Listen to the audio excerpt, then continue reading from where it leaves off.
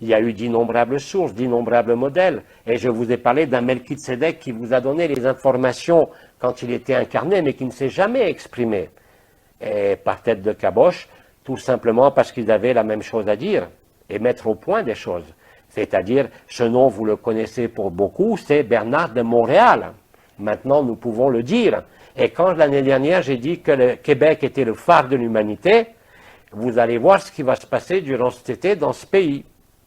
Parce qu'il y a une révolution qui n'est pas faite pour les masques, même si c'est la Libye, mais pour l'autonomie, pour la souveraineté, non pas d'un pays, non pas d'une province, non pas d'un État, mais de l'individu avant qu'il se découvre qu'il n'y ait personne. Et ça, vous le vivez en temps réel.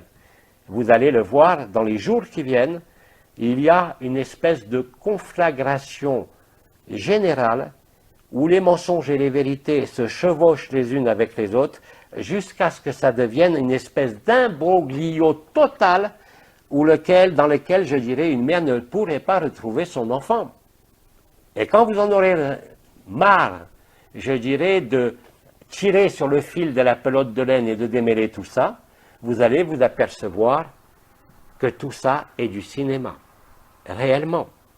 Et vous serez dans une joie que même les résonances agapées, quand vous les vivez, ne peuvent pas toucher. Parce que cette joie-là n'est pas une joie extérieure ou une joie intérieure. C'est bien plus que de la joie. Alors bon, que vous le nommiez les grands silences ou le Mahasamadhi au moment de la mort, c'est exactement la même chose. Et c'est cela qui va précipiter, si je peux dire, l'ensemble de la chronologie, qui n'en a plus en fait, de tous les événements qui doivent arriver, que les prophètes, que certains voyants, que certains astrologues ont prédit de tout temps.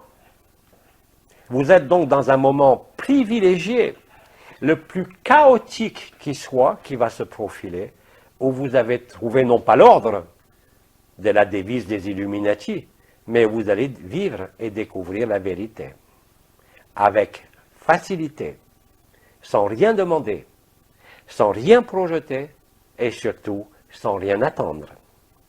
Tant que vous attendez l'événement, vous n'êtes pas libre. Tant que vous attendez le chaos, vous n'êtes pas libre.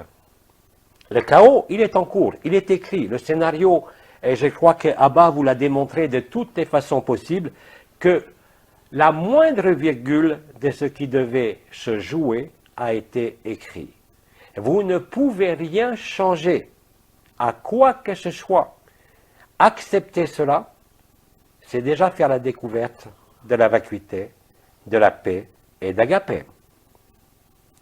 Et ça, vous voyez, c'est quelque chose qui est tellement simple. Et bien évidemment, les méchants garçons et les guignols savaient que pour maintenir la poursuite du rêve, il fallait que vous y adhériez. Et vous n'adhérez pas à un rêve forcément en le suivant, mais vous y adhérez encore plus facilement en vous y opposant. C'est-à-dire que plus vous allez aujourd'hui dénoncer les guignols, plus vous allez les nourrir. Vous n'allez pas seulement les éclairer, vous allez, en les montrant, en les dénonçant, même dans les choses les plus abjectes, vous allez les nourrir. Or, il n'y a rien à nourrir au sein du rêve. Justement, il faut arrêter de le nourrir et il disparaît de lui-même. Et à ce moment-là, vous verrez dans le ciel Nibiru, vous entendrez les trompettes et vous vivrez les 3 jours de stage avec facilité. Nous vous l'avons toujours dit. Certains d'entre vous vivent réellement des phénomènes non pas de mini-stase, mais de disparition, qui peuvent être d'ailleurs douloureuses en revenant dans ce monde et que vous voyez qu'il y a encore des obligations à fournir. Bien sûr, ce n'est pas la félicité qui va payer votre loyer. Ce n'est pas la paix qui va vous donner de l'argent au début. Mais après, oui, vous serez nourri par cette félicité. L'argent arrivera par cette félicité et non pas par un effort personnel ou par le désir de ceci ou cela. Autrement dit, plus vous allez demeurer tranquille. Si vous voulez demeurer tranquille, c'est très simple. vous vous fixez le but d'être observateur. Mais un observateur est un témoin silencieux de ce que vit votre corps, votre femme, votre enfant, la société, le monde, le cosmos. Aujourd'hui, si vous demeurez dans cet observateur et ce témoin, et que vous ne réagissez pas, vous allez déboucher, mais instantanément, sur la paix. Si ça ne vous arrive pas, c'est une invitation à vous pencher un peu plus sur qui vous êtes dans l'illusion. Quelles sont vos motivations? Quels sont vos rêves? Quelles sont vos peurs qui sont encore sous-jacentes et qui vous empêchent de vivre cette liberté qui est offerte à tout le monde avec la même égalité? Parce que c'est le même amour, c'est le même agapé, c'est la même paix, c'est le même grand silence pour chacun. Il n'y a pas de différence. La différence est uniquement liée aux projections, aux habitudes, à ce que vous croyez encore réel. La souffrance, la maladie, la mort, la naissance. Tout ça appartient au rêve.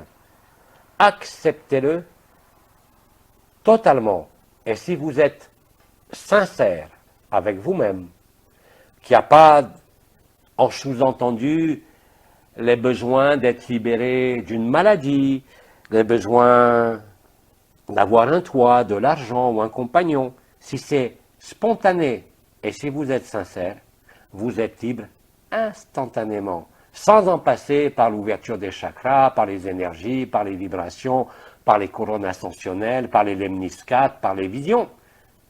Essayez, je ne peux pas vous dire mieux, mais de toute façon, la vie, le cauchemar de ce monde, va vous percuter jusqu'à temps que vous laissiez traverser et que vous arriviez à vivre que tout ça n'existe pas, qu'il n'y a jamais eu d'évolution, qu'il n'y a jamais eu d'involution, qu'il n'y a jamais eu de souffrance, qu'il n'y a jamais eu de personnage, qu'il n'y a jamais eu de Omram Mikhail Ivanov, qu'il n'y a jamais eu d'Abba, qu'il n'y a jamais eu de tête de caboche et qu'il n'y a jamais eu vous.